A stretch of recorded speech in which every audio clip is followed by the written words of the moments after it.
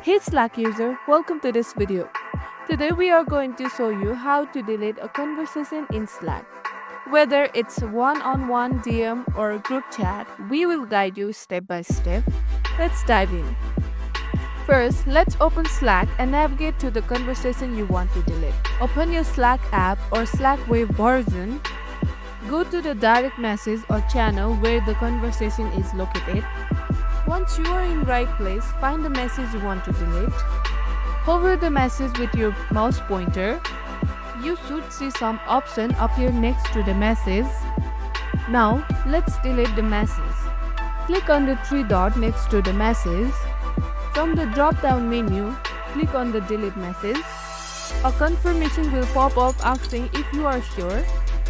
Click delete to confirm. That's it, the message will be gone and it will no longer appear in your conversation. Just to clarify, if you want to delete an entire conversation or DM, you can't delete the whole chat for both sides. However, you can leave the channel or archive it. If it's a DM, you want to leave the conversation by clicking the gear icon at the top and selecting leave conversation. And that's how you delete a conversation or a message in Slack. Now your Slack workspace is even tidier.